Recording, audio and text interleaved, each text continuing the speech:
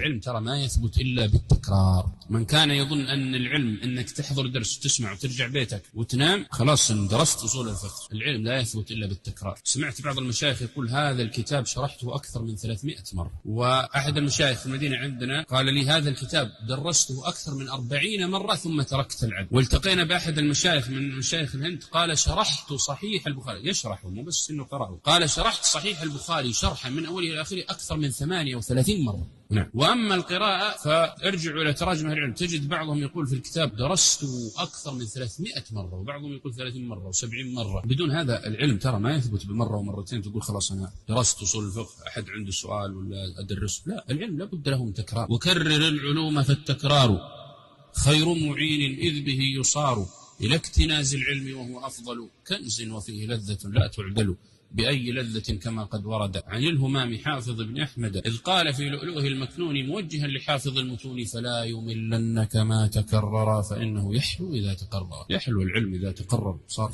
راسف، ويصير اللسان في يعني حزن شديد وضيق لما يكون العلم ما يثبت. ولهذا تسمعون كثير من الناس يقول يا شيخ أنا لي 20 سنة أطلب العلم بس ما أحس إني تمكنت. ليش ما تمكنت؟ لأن عهدك بالعلم نهاية الدرس، ولو حضرت 60 سنة في العلم ما تكون عالم، لأنك ما تكرر ما تضبط. وأن يكون عندك كتاب واحد في الفن لكنه متقن ومنضبط وثابت وراسخ خير لك من 20 كتاب ما تضبط، لأن 20 كتاب تصير مثقف لا تكون عالما ولا تكون طالب علم. لكن كتاب واحد مع الإتقان والضبط وفهم منطوقه ومفهومه ومعرفة عباراته وتطبيقها والرسوخ فيها هذا علم. ولهذا تجدون بعض المشايخ من العلماء الكبار لو دخلت مكتبته ما تجد إلا دولابين صغار، ما عنده كتب كثيرة. ليش؟ عنده دولابين لكنه يتقن ما فيه. الشيخ حافظ الحكمي عليه رحمة الله دخل مكتبة أحد طلابه وجد ما شاء الله مكتبة عامرة في البيت لكن طالب ضعيف، فكتب له أبياتا قال ببيت الشيخ كتب قد شرأها وجمعها ولكن ما دراها وطابت نفسه منها بسلوى إذا دخل المكان بأن يراها. تمام. وهذا موجود الآن، تدخل بيوت بعض الناس ما شاء الله مكتبة غرفتين، لكن هذه المكتبة تضيق على البيت وتزين الغرف، لكن ليس هناك تحصيل، ما في تكرار، ما في ضبط، ما في إعادة، ما في درس. وبالله التوفيق.